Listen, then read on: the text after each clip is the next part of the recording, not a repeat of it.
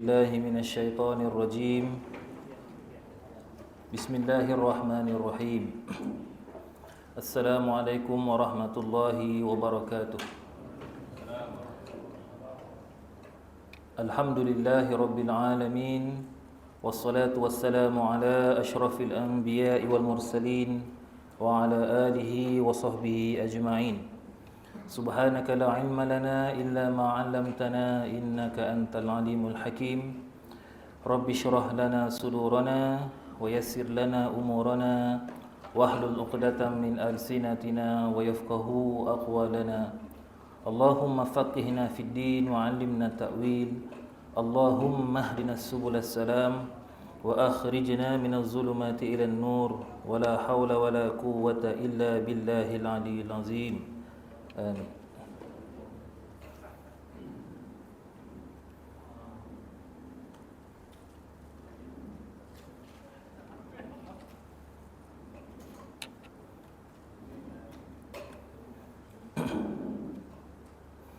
InsyaAllah malam ni kita teruskan kuliah maghrib kita berkenaan dengan tadabbur ayat Al-Quran.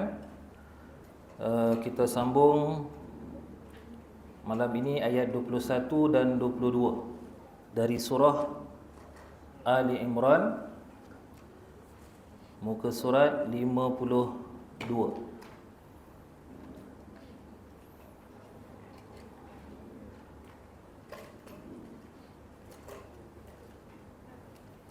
Okey, jumpa ya.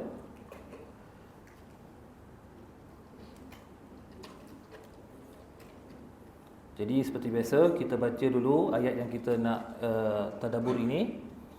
Kemudian kita lihat terjemahannya dan kemudian kita ambil manfaat dan juga pengajaran dari ayat yang kita bincangkan.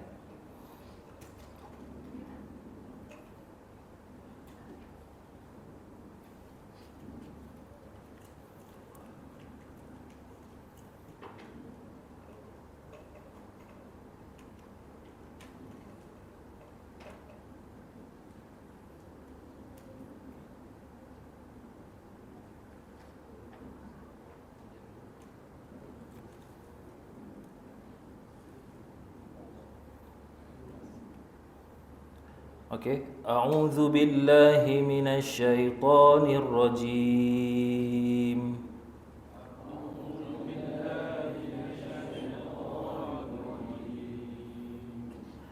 Innal ladzina yakfuruna bi ayatillahi wa yaqtuluna an-nabiyyina bighairi haqq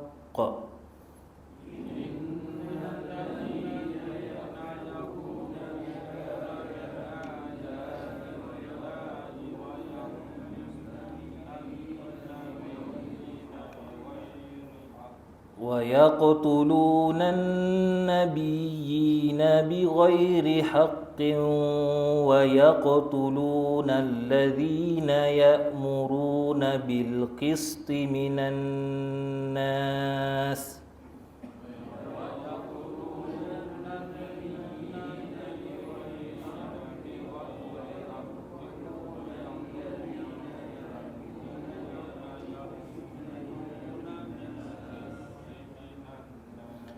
فبشرهم بعذاب أليم.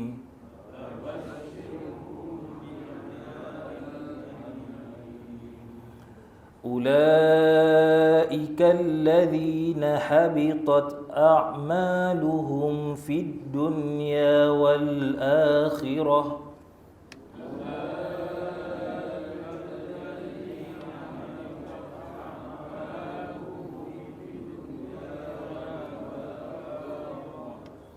وما لهم من ناصرين.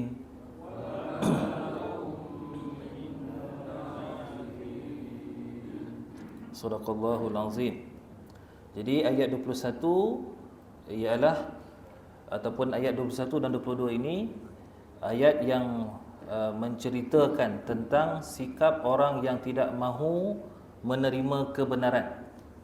Ya, ataupun kalau dalam sebelum ini ayat itu Allah Ta'ala sebut orang yang berpaling daripada kebenaran. Jadi ada sikap ataupun perangai orang yang tidak mahu kebenaran ini Allah Ta'ala sampaikan kepada kita, dan Allah Ta'ala ceritakan pada ayat yang ke-22 apakah balasan terhadap orang yang berpaling daripada kebenaran.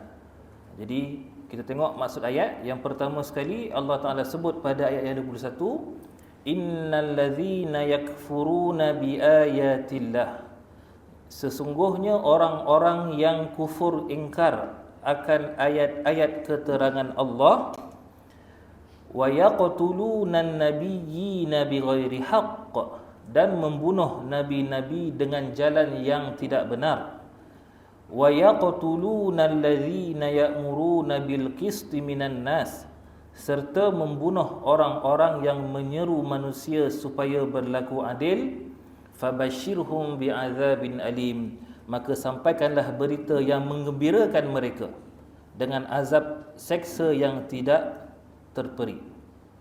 Ulaika allazina habitat a'maluhum, maksudnya ialah mereka itulah orang-orang yang telah rosak amal perbuatannya fid dunya wal akhirah, di dunia dan di akhirat, wa ma lahum min nasirin, dan mereka tidak akan memperoleh sesiapa pun yang dapat memberi pertolongan. Jadi itu maksud umum ayat 21 dan 22. Kita sebut sekali lagi bahawa ayat sebelum ini Allah Subhanahu Wa Taala telah memerintahkan Nabi Muhammad sallallahu alaihi wasallam supaya berhenti berdebat dengan orang-orang yang tidak mahu menerima kebenaran bahawa Allah Subhanahu Wa Taala itu satu, yang tidak mahu memperakui bahawa agama yang benar adalah Islam, dan yang tidak mengakui bahawa Nabi Muhammad sallallahu alaihi wasallam itu adalah pesuruh Allah. Jadi Allah Taala kata, tak perlu lagi berdebat wahai Muhammad. Apa yang kamu perlu buat ialah ucapkan sahaja aslamtu wajhiya lillah. Tidak beriman ataupun masih lagi kufur, maka Allah Subhanahu wa taala menyatakan wallahu basirum bil ibad, iaitu Allah memerhatikan perbuatan hamba-Nya. Jadi pada ayat 21 dan 22 ni Allah Taala menceritakan perbuatan hamba-Nya yang tidak mahu menerima kebenaran. Ya, jadi kita tengok yang pertama sekali, apakah ciri-ciri ataupun sikap perbuatan orang yang tidak mahu menerima kebenaran, iaitu yang pertamanya Allah Taala sebut innal ladzina yakfuruna biayatillah, sesungguhnya orang-orang yang kufur ingkar akan ayat-ayat keterangan Allah. Jadi pertama sekali kita perhatikan ayat ini, Allah Ta'ala mulakan dengan perkataan inna. Inna ni bermaksud sesungguhnya, ya, menunjukkan bahawa ini merupakan suatu penegasan, ya, penegasan tentang apa yang akan Allah Ta'ala sampaikan kepada kita dan kita perlu ambil perhatian. Bila ada sebut inna saja dalam Quran, maknanya dia merupakan suatu penegasan daripada Allah Subhanahu Wa Taala. Jadi Allah Taala tegaskan dalam ayat ini pertama sekali tentang 3 perkara. Orang yang berpaling daripada kebenaran, dia buat 3 perkara ni. Pertama sekali dia apa? Yakfuruna bi ayatillah. Yakfuruna maksudnya apa tadi? Kufur ingkar. Kufur ingkar. Apa maksud kufur ingkar? Kufur ni kalau dalam bahasa Arab, dia memberi maksud menutup. Menutup ataupun menutupi. Jadi siapakah yang menutupi ayat-ayat Allah Subhanahu Wa Taala ini? Yang dimaksudkan dengan orang-orang yang menutupi ayat-ayat kebenaran Allah Taala ini ialah orang yang disebut sebelum ini. Antaranya orang-orang Yahudi, orang-orang Nasrani dan juga orang musyrik Mekah. Yakfuruna, mereka menutup ataupun kufur ingkar terhadap ayat-ayat Allah Subhanahu Wa Taala. Apa yang mereka tutup pada ayat-ayat Allah Taala tadi? Bukan tutup dengan tangan. Mereka menutup tentang kebenaran ayat-ayat Allah Subhanahu Wa Taala. Dalam ayat-ayat Allah Ta'ala ni, dalam Quran ni ada petunjuk, ada kebenaran. Maka orang-orang tadi dia tutup kebenaran ayat-ayat Allah. Apakah ayat-ayat ataupun kebenaran ayat-ayat Allah? Seperti mana telah disebutkan sebelum ni, iaitu kebenaran tentang Allah Ta'ala itu esa, iaitu kebenaran tentang agama yang diterima hanyalah Islam, dan Nabi Muhammad sallallahu alaihi wasallam itu adalah pesuruh Allah. Jadi dah diterangkan kebenaran ayat-ayat Allah Subhanahu wa taala, tapi mereka tetap mahu menutup kebenaran tersebut. Soalan dia, macam mana mereka menutup kebenaran ayat-ayat Allah Ta'ala? Bila Allah Ta'ala sampaikan penjelasan, Allah Ta'ala datangkan hujah, seperti mana telah kita sebutkan sebelum ni. Allah Ta'ala itu esa, Allah Ta'ala datangkan hujah. Islam itu agama yang diridai, Allah Ta'ala datangkan hujah. Nabi Muhammad itu pesuruh Allah Ta'ala, Allah Ta'ala datangkan hujah, iaitu penjelasan. Tapi setelah dijelaskan, mereka tetap tidak mahu tidak mahu beriman, tidak mahu percaya. Maka apa yang mereka buat? Mereka menutup kebenaran ayat tersebut dengan cara mereka melakukan pendustaan. Mereka berbohong terhadap ayat-ayat Allah Subhanahu wa Ta'ala. Jadi mereka bohong. Mereka mengatakan Allah Ta'ala itu bukan satu, Allah Ta'ala itu boleh jadi dua, ataupun Tuhan itu bukan satu, Tuhan itu boleh jadi dua, boleh jadi tiga, Tuhan itu boleh ada anak. Yang masuk syurga bukan orang Islam, yang masuk syurga ialah orang Yahudi dan juga Nasrani. Jadi mereka menutup kebenaran ayat-ayat Allah Subhanahu wa taala dengan mereka melakukan pendustaan. Cuma hari ini kita tak adalah, kita kata apa? Kufur kepada ataupun orang Islam hari ini, tak adalah kita menolak tentang Allah Subhanahu wa taala itu satu, Nabi Muhammad itu adalah pesuruh Allah. Tapi kita boleh jatuh kufur kalau kita tahu satu kebenaran ayat Allah Ta'ala lalu kita dustakan. Ada ayat yang menerangkan tentang kefarduan solat, tiba-tiba ada orang kata sebenarnya tak wajib solat, padahal sudah dijelaskan dalam Al-Quran, ada kebenarannya. Ada ayat menyuruh untuk kita ni mengeluarkan zakat, tiba-tiba ada orang kata tak ada, itu bukan zakat sebenarnya, itu adalah sedekah.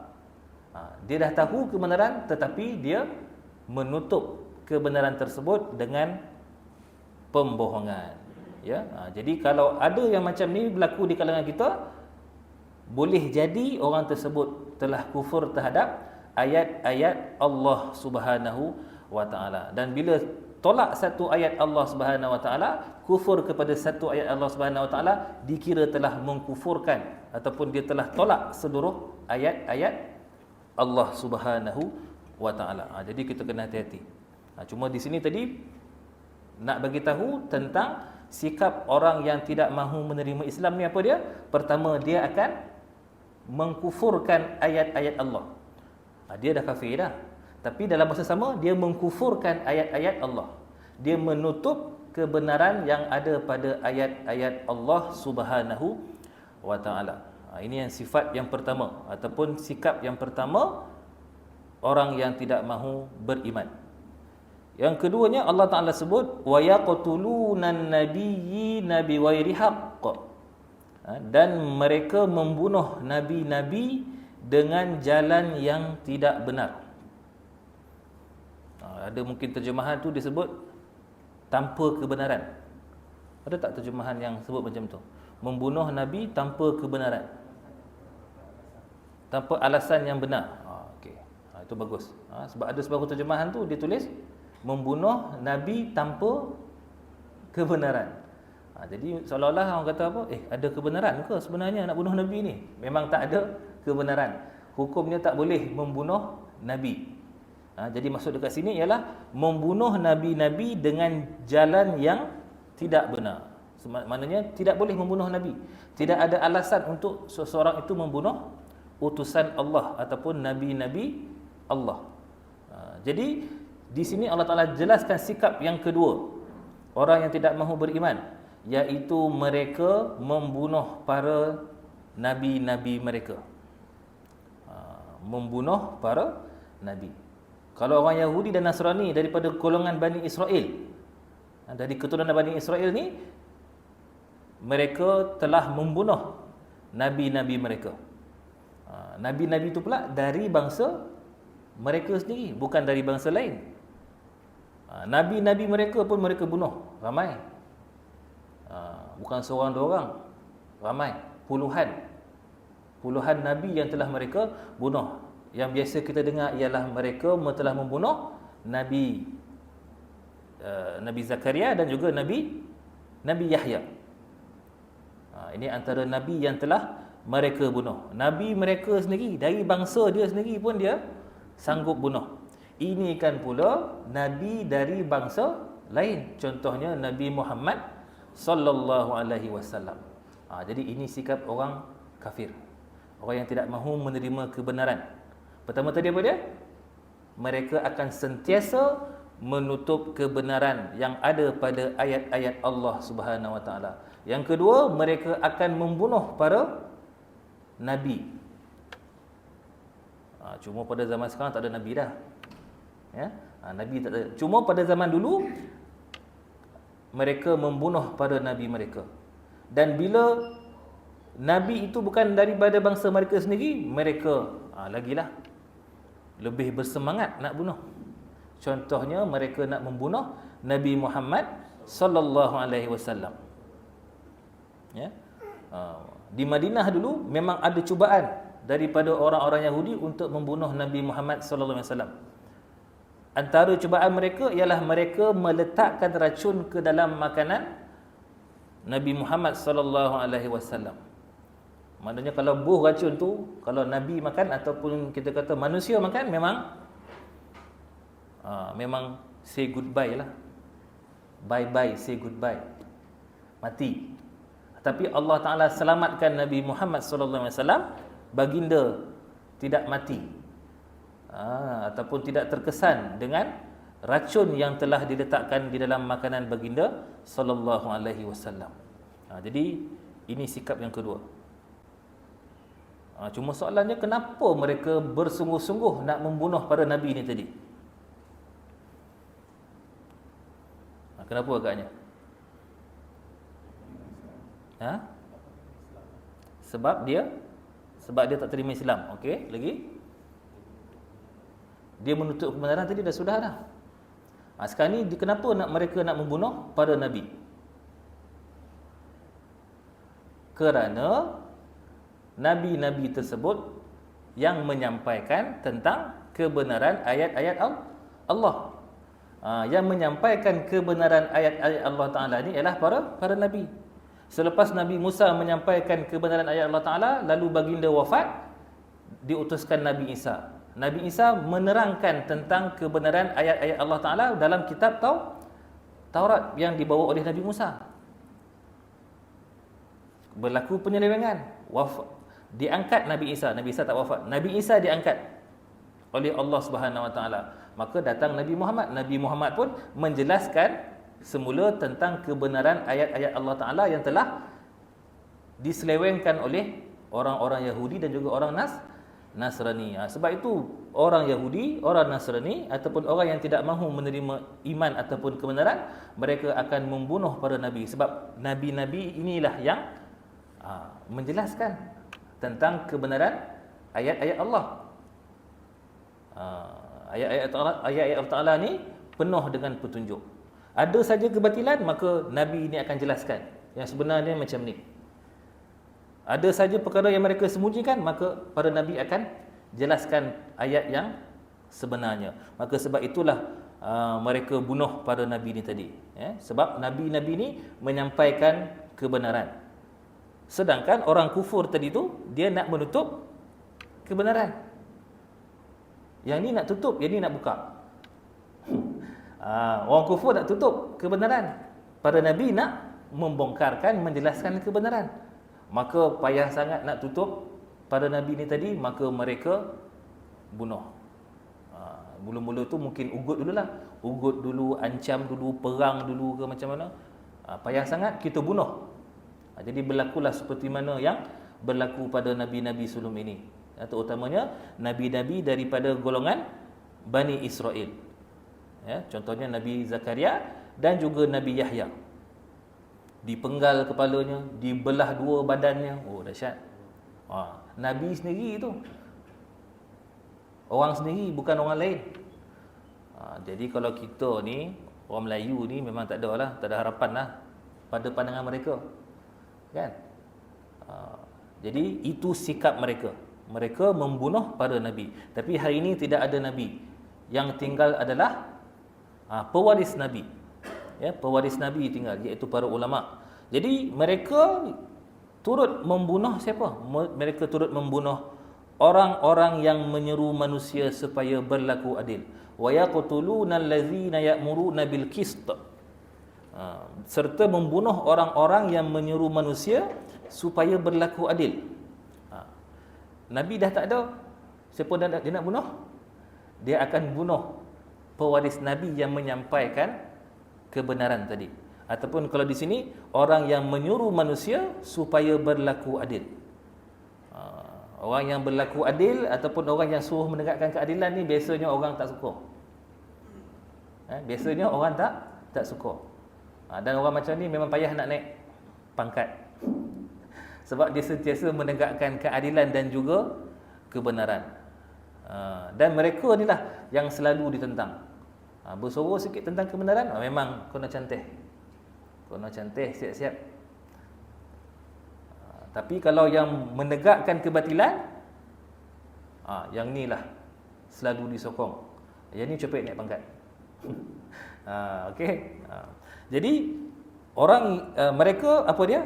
Wa yaqtuluna allazina ya'muruna bil qisti. Perbuatan mereka ni kalau kita tengok, dia ada didahului dengan huruf ya. Huruf ya dalam bahasa Arab menunjukkan kepada mudhari', iaitu perbuatan yang berterusan. Perbuatan yang berterusan. Kalau kita belajar bahasa Arab, ada fi'il mudhari' yang boleh kita kenal dengan masuknya huruf ya di awal perkataan ataupun kata kerja tersebut. Ia adalah perbuatan yang sedang berlaku dan akan berterusan. Jadi seolah-olahnya Allah Ta'ala nak kata apa? Orang yang tak beriman ataupun tidak mahu menerima kebenaran dari dulu ataupun ketika itu sampailah bila-bila. Mereka ni, tiga benda ni mereka akan buat. Tutup kebenaran ayat-ayat Allah Ta'ala, bunuh para nabi. Agaknya kalau ada nabi zaman sekarang pun dibunuh juga, tapi kita sebut nabi dah tak ada. Maka yang mereka akan bunuh ialah para orang yang menyuruh menegakkan keadilan. Boleh juga kita katakan sebagai para ulama. Berlaku adil ni apa tadi? Yang menyuruh melakukan kebaikan dan melarang melakukan kemungkaran. Ya'muruna bil ma'ruf wa yanhauna 'anil munkar. Siapa yang suruh melakukan kebaikan dan meninggalkan kemungkaran? Tidak lain tidak bukan ialah para ulama. Para ulama. Tapi ada juga yang mengatakan masuk di sini ialah orang yang berlaku adil. Kalau ayat ni berlaku adil lah. Berlaku adil. Ini akan dibunuh. Dari dulu sampai sekarang. Benda ni kita boleh tengok tak? Boleh kita lihat. Di Palestin contohnya. Mereka membunuh orang-orang awam. Mereka bunuh para ulama-ulama yang berada di Palestin. Sebab ulama-ulama inilah yang membongkarkan keburukan sikap orang Yahudi terutamanya. Mereka ni akan sentiasa memusuhi umat Islam. Zaman sekarang pun ada lagi. Ulama ada yang diseksa, dibunuh dan dipenjarakan. Jadi inilah yang Allah Ta'ala sebut sebagai orang-orang yang menyuruh manusia berbuat adil. Orang yang bijak pandai, yang menyuruh kepada perkara yang baik. Orang yang bijak pandai melarang melakukan kemungkaran. Antaranya ialah para ulama. Jadi ulama dan orang yang cerdik pandai ini, dia adalah pewaris Nabi. Seolah-olah martabat dia macam Nabi. Cuma dia bukan Nabi. Tapi tugas dan peranannya sama seperti Nabi. Maka kalau dibiarkan perbuatan membunuh para pewaris Nabi ini berterusan, akan rosaklah masyarakat, akan rosaklah generasi akan datang. Al-Quran tidak diguna pakai lagi dah, hadis pun tidak dipelajari. Apa yang akan berlaku? Maksiat berleluasa, judi, riba, apa lagi? Zina. Itu semua adalah akan jadi rutin harian. Kalau tolak Al-Quran, kalau tolak hadis, dan juga tolak para ulama. Rasuah dan korupsi jadi apa? Jadi side income. Yang berlaku hari ini, wallahu a'lam, mungkin tidak mahu menerima kebenaran Al-Quran, tolak ayat-ayat Al-Quran, tutup tentang kebenaran ayat-ayat Al-Quran. Maka berlakulah rasuah, korupsi, pecah amanah dan sebagainya. Dan orang yang menyuruh untuk menegakkan keadilan ni pula, ataupun yang nak menegakkan keadilan ni pula, akan diancam bunuh. Ini pun kita boleh lihat. Mula-mula bagi sogok dulu, ataupun bagi rasuah, tak makan juga ugut tak makan juga, last tembak lah kan. Macam-macam tawaran kasih dah, tapi semua dia tak terima, bahkan dia nak menegakkan keadilan, akhirnya dibunuh. Jadi ini 3 sikap perangai orang yang tidak beriman yang Allah Ta'ala bagi tahu kepada kita, dan kita mesti berhati-hati. Sebab kalau ikut ayat ni, fi'il mudhari' dari dulu sampai bila-bila. Sampai bila-bila. Dan Allah Ta'ala menyebut fabashshirhum bi'azabin alim. Maka sampaikanlah berita gembira kepada mereka. Mereka ni siapa? Yang tadi, yang buat 3 perkara ni tadi. Allah Ta'ala kata sampaikan kepada mereka berita gembira, iaitu dengan azab seksa yang tidak terperi sakitnya. Sepatutnya kalau sebut berita gembira, patutnya benda tu benda yang baik, kan? Berita gembira mesti berita yang baik, berita yang menyenangkan, benda yang dapat nikmat. Tapi di sini macam terbalik pula. Berita gembira tapi dapat azab yang pedih. Dapat azab yang pedih. Macam mana ni? Allah Ta'ala tersilap ke ataupun tersilap tulis ni? Sepatutnya kalau nak cerita tentang azab, bagi tahulah. Contohnya, ancamkanlah mereka dengan azab yang pedih. Patut macam tu. Tapi kat sini, fabashshirhum, berikanlah khabar gembira kepada mereka, berita gembira. Jadi sebenarnya bukan berlaku kesalahan, tapi ini adalah suatu penghinaan sebenarnya. Suatu penghinaan kepada orang yang tidak mahu beriman tadi, yang mereka lakukan 3 kerja terkutuk tadi. Maknanya sebenarnya Allah Ta'ala nak perli mereka sebagai suatu penghinaan, ya. Ini merupakan suatu penghinaan, bukan suatu khabar gembira. Allah Ta'ala berikan peringatan kepada orang Yahudi ataupun orang Nasrani ataupun orang musyrik Mekah ataupun sesiapa sahaja pada hari ini yang kufur kepada Allah Subhanahu Wa Ta'ala, bahkan melakukan 3 perkara kutuk tadi, mereka akan mendapat azab yang pedih di dunia dan juga di akhirat. Itu maksud ayat ni, fabashshirhum bi'azabin alim. Maka ini balasan yang pertama mereka akan terima. Balasan yang pertama mereka akan terima. Daripada 3 perbuatan tadi, mereka akan mendapat 3 balasan. Balasan pertama apa dia? Pada ayat yang sama juga, iaitu mereka akan mendapat azab yang tidak terperi sakitnya. Itu yang pertama. Di mana? Di dunia dan juga di hari akhirat. Seterusnya Allah Ta'ala menyebut pada ayat yang ke-22, ulaika allazina habitat a'maluhum fid dunya wal akhirah. Mereka itulah orang-orang yang telah rosak amal perbuatannya di dunia dan di akhirat. Ini balasan yang kedua. Dalam ayat ini Allah Ta'ala sebut orang yang kufur dengan ayat Allah Ta'ala, orang yang membunuh Nabi tanpa kebenaran, dan membunuh orang yang menegakkan keadilan, pertama sekali mereka ini amalan mereka akan rosak. Rosak amal perbuatan mereka daripada perkataan habitat, rosak ataupun gugur. Rosak ataupun gugur amalan mereka. Kerana apa? Tadi, perbuatan yang tiga tadi. Terutamanya kufur kepada Allah, kufur kepada ayat-ayat Allah Subhanahu wa Ta'ala. Walaupun perbuatan mereka itu adalah perbuatan yang baik, amal yang baik. A'maluhum, rosak amal buruk, rosak ataupun gugur amalan mereka itu, walaupun amalan mereka, perbuatan mereka itu adalah perbuatan yang baik. Ya. Ada orang kafir, walaupun mereka telah kufur kepada Allah Subhanahu wa Ta'ala, membunuh pada nabi-nabi mereka, tapi tetap melakukan kebaikan. Contohnya apa? Bersedekah. Bersedekah. Apa lagi? Menghubungkan silaturahim. Perbuatan yang baik, amal yang baik. Tapi oleh kerana perbuatan terkutuk mereka itu, maka segala amal kebaikan mereka tadi ditolak, rosak ataupun gugur amal ataupun pahala amalan yang mereka lakukan tadi. Maknanya tak ada manfaat. Kebaikan yang mereka lakukan semuanya adalah sia-sia belaka. Sebab sudah rosak. Dah rosak, tak boleh pakai dah. Jadi sia-sia, tak ada manfaat. Segala amal mereka yang mereka lakukan di dunia, semuanya sudah rosak, tidak ada manfaat. Ya.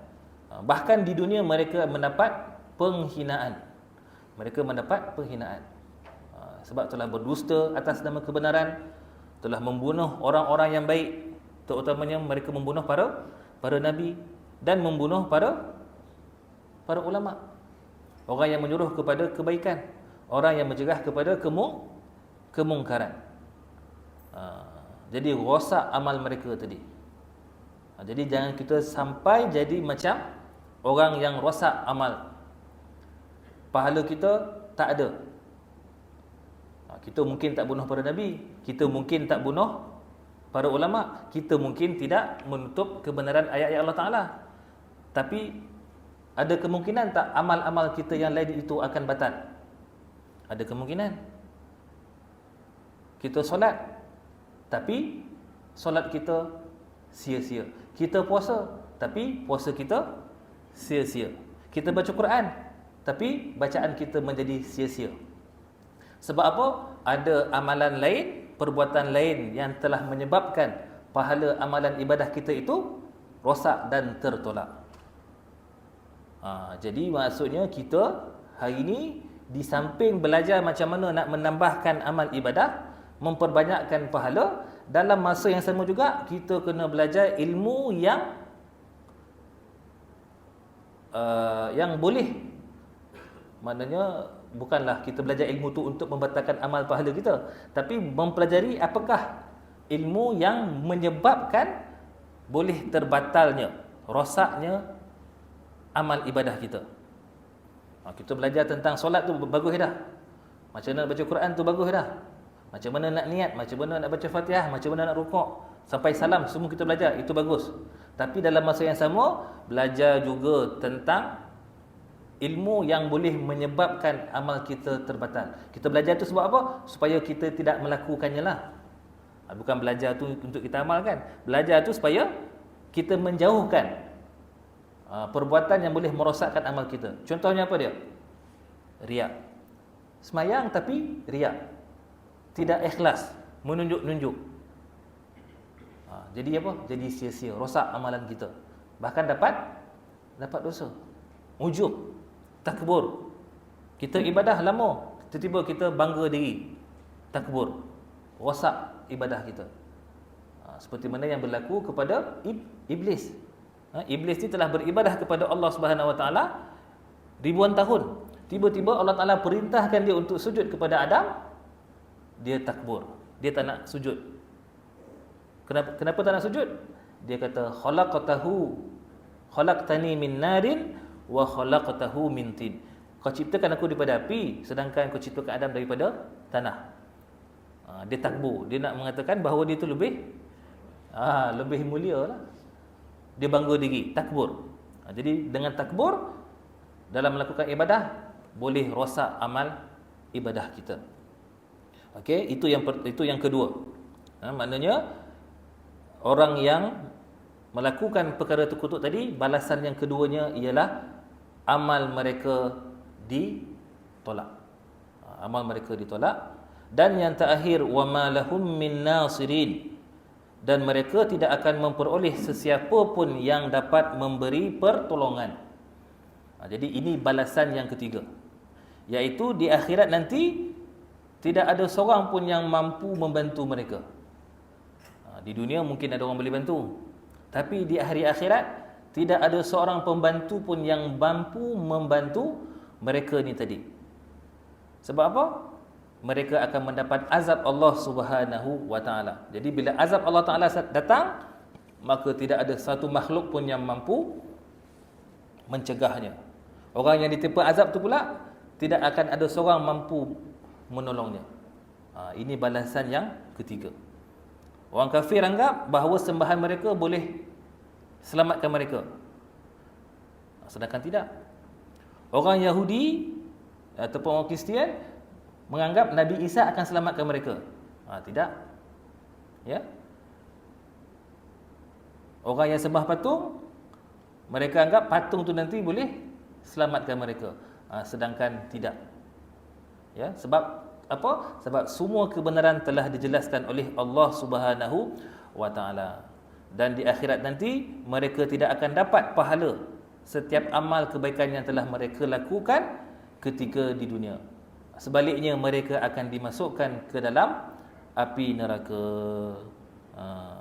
Jadi Allah Ta'ala telah menyediakan 3 macam azab kepada orang yang kufur terhadap ayat-ayat Allah Ta'ala, dan yang telah membunuh para Nabi, dan yang membunuh orang yang telah menyuruh untuk menegakkan keadilan. Yang pertama apa tadi tu? Mereka akan mendapat azab yang pedih. Fabashshirhum bi'adzabin alim. Yang kedua, nikmat ataupun pahala yang mereka harapkan tidak akan ada manfaatnya. Ulaikal ladzina habitat a'maluhum, rosak amal mereka. Dan yang ketiga, wama fama lahum min nasirin, mereka tidak akan mendapat sebarang pertolongan daripada sesiapa. Maknanya selama-lamanya mereka akan mendapat azab seksa daripada Allah Subhanahu wa taala. Jadi mudah-mudahan dengan 2 ayat yang kita bincangkan ini akan memberi manfaat kepada kita. Yang pertama tadi apa dia? Kita kena berhati-hati dengan orang yang tidak mahu kebenaran. Mereka akan sentiasa memusuhi kita. Jangan kita terlalu sanjung kepada orang yang tidak beriman. Sebenarnya mereka, inilah yang Allah Ta'ala jelaskan dalam Al-Quran. Inilah kebenarannya, inilah petunjuknya. Tapi kalau kita tolak petunjuk, kalau kita tak terima kebenaran ini, maka kita akan menjadi suatu umat yang akan ditindas. Ya. Jadi itu saja daripada saya. Mudah-mudahan kita dapat manfaat. Saya mohon maaf jika ada tersalah ataupun terkasar bahasa. Wabillahi taufiq wal hidayah. Wassalamualaikum warahmatullahi wabarakatuh.